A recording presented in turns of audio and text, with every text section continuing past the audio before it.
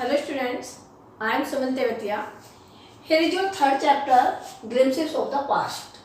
It is written by H.D. Sawant. This lesson has been taken from our freedom movements. यानी कि हमारी जो book लिखी है फ्रीडम मूवमेंट्स, यानी कि जो भारतीय आंदोलन उस समय चले थे देश को आज़ाद कराने के लिए, अपने कंट्री को आज़ाद कराने के लिए जो मूवमेंट्स यानी कि आंदोलन उस समय चले थे, जो उनके बारे में लिखा हुआ है। ये जो आपका लेसन है the glimpses of the past, उसी से लिया गया है। करेक्ट। अब यहाँ पे कुछ हार्ड वर्ड्स लिए हुए हैं, यानी कि आपको स्पेलिंग लर्न करनी है। Martyrs, untouchability, independence, discontent, conquest, and dethroned, extending, sacrifice, abandon, and rebellion. Okay, ये आप अपनी बुक में भी लिख लेंगे, कॉपी में, नोटबुक में लिख लेंगे और इनकी जो स्पेलिंग्स है वो लर्न कर लेंगे। तो स्टूडेंट्स स्टार्ट करते हैं अपना लेसन। ये देख लीजिए, ये लेसन बहुत ही इंटरेस्टिंग है। दूसरे की आपकी ये बड़ी कॉमिक लैंग्वेज में लिखा हुआ है, जैसे आप कॉमिक्स पढ़ते हैं ना, तो उस लैंग्वेज उसी तरीके से लिखा हुआ है। इसमें पिक्चर्स हैं, पिक्चर्स के थ्रू आपको समझाया गया है। हर कंडीशन, हर डिटेल पिक्चर के थ्रू आपको समझाई गई है। तो इसमें देख लीजिए, here are some pictorial glimpses of the history of our country from 1757 to 1857, यानी कि 1757 यानी कि 1757 से लेकर के 1857 तक। आपको मालूम है 1857 में तो जो रिवोल्ट वो हुआ था, यहीं से स्वतंत्रता संग्राम शुरू हुआ था। तो यहाँ पे पिक्चर ग्लिम्पसेस दी हुई है। ग्लिम्पसेस में झलक, यानी कि यहाँ पे सारी झलक दी हुई है इस पीरियड की, कि जो उस समय देश आज़ाद कराने के लिए जो कंडीशन थी। These pictures and speech bubbles will help clarify your understanding of the condition that led to the event known as the First War of Independence in 1857। जो 1857 में जो फर्स्ट वॉर इंडिपेंडेंस के लिए हुआ था, उसके ये जो स्पीच बबल कैसे, जो आपके सर्कल में लिखे हुए हैं, इन स्पीच बबल्स बोलते हैं। कि मतलब यानी कि मालूम है कि यहाँ पे कौन सा पर्सन क्या बोल रहा है, तो उनसे ये क्लियर हो जाएगा, आपको सारी कंडीशन समझ में आ जाएंगी कि क्या कंडीशन थी। आप सबसे पहले उसमें देखेंगे, जो आप अपनी बुक में देख रहे हैं, जो पहले ही सबसे पहले पिक्चर बनी हुई है, उसमें लता मंगेशकर है। आप देख सकते हैं इसमें at a function in Delhi. और क्या था, दिल्ली में एक फंक्शन था, एक समारोह हो रहा था। तो वहाँ पर आप पिक्चर में देख सकते हैं इंदिरा गांधी बैठी हुई हैं, पंडित जवाहरलाल नेहरू बैठे हुए हैं, और लाल बहादुर शास्त्री बैठे हुए हैं, और लता मंगेशकर उसमें गाना गा रही है, oh my country man let your eyes fill with tears as you recall the sacrifice of Indian martyrs। ये वही गाना है, वही सॉन्ग है जो बड़ा फेमस है। और मेरे वतन के लोगों जरा आँख में भर लो पानी, जो शहीद हुए हैं उनकी जरा याद करो कुर्बानी। तो ये इंग्लिश में इस तरह से लिखा हुआ है। तो ये आप पिक्चर में बिल्कुल साफ पता चल रहा है कि वहाँ पे एक फंक्शन चल रहा है, समारोह चल रहा है, और उसमें जो लता मंगेशकर ये सॉन्ग गा रही है। ओके, तो ये तो मार्टियर्स के उसमें लिखा हुआ था, जो मार्टियर्स के लिए उसने सॉन्ग गाया। नेक्स्ट पेज पर आप देखेंगे द कंपनीज कनक्वेस्ट, यानी कि कंपनी की जीत। जो कंपनी थी उनकी किस तरह यहाँ पे जीत रही थी। ये कंपनी का 1757 से 1849 के बीच के यहाँ पे दिया हुआ है टाइम। अब देख लीजिए, with its superior weapons The British East India Company was extending its power in 18th century India। तो विद सुपीरियर वेपन्स, यानी कि उनके पास बहुत अच्छे वेपन्स थे।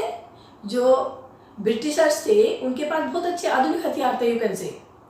The British East India Company was extending its power in 18th century India. और 18th century में India में जो ब्रिटिश, ये ब्रिटेन था, यानी कि ब्रिटिश कंपनी थी, वो अपनी शक्ति को बढ़ाती जा रही थी, एक्सटेंड करती जा रही थी अपनी पावर को। Indian princess was short sighted. और जो इंडियन प्रिंसेस थे, राजकुमार थे यहाँ के, वो बहुत ही शॉर्ट साइटेड थे, यानी कि अदूरदर्शी थे, दूर की सोचते नहीं थे, आगे की नहीं सोचते थे, बहुत आगे की। दैट अपस्टार्ट्स राजावा called the England merchants English merchant they will help me to defeat him. अब देखो यहाँ पे कई लोग बने हुए हैं, फोटो बनी हुई है, कई लोगों की पिक्चर बनी हुई है, और उसमें आपस में कह रहे हैं कि ओ राजा, मैंने अंग्रेजों को बुला लिया है यहाँ पर, इंग्लिश मर्चेंट्स को, यानी कि अंग्रेजों के मर्चेंट्स को बुला लिया, जो वहाँ पे बिजनेस करते हैं उनको बुला लिया है।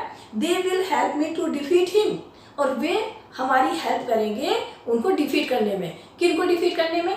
क्योंकि यहाँ के जो किंग्स थे वो आपस में लड़ते रहते थे, और एक दूसरे को हराने के लिए, एक दूसरे को से लड़ाई लड़ने के लिए वो अंग्रेजों की हेल्प लेते थे, और अंग्रेज तो चाहते ही ये थे कि ये आपस में लड़े और मैं फूट। The people had no peace due to such constant fights।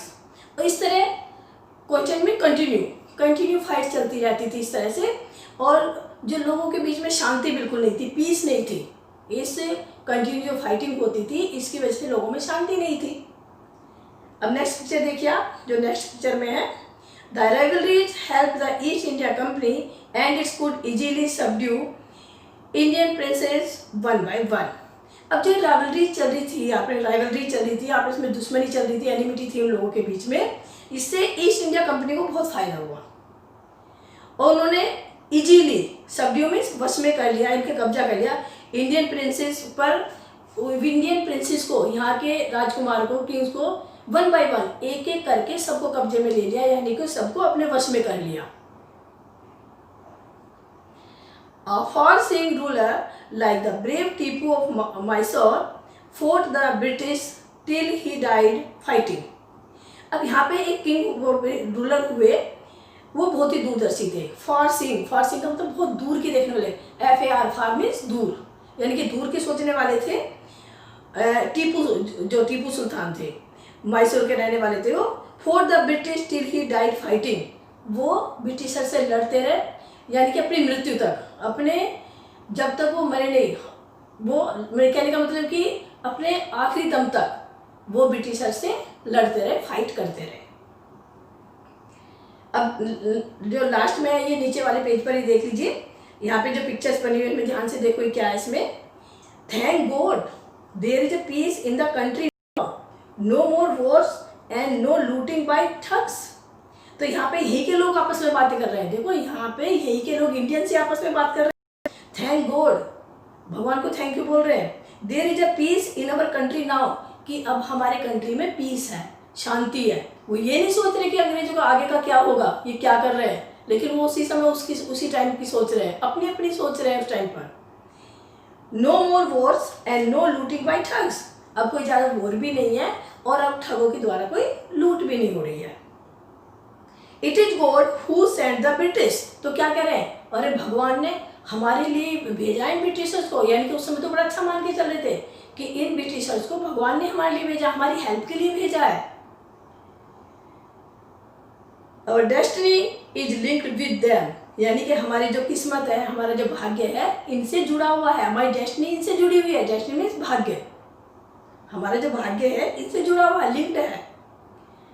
How did Indians react to these conquest, अब जो इंडियंस है वो इस तरह से, जो दूसरे इंडियंस है वो किस तरह से इनके कंक्विस्ट को रिएक्ट करते हैं, क्या कह रहे हैं वो।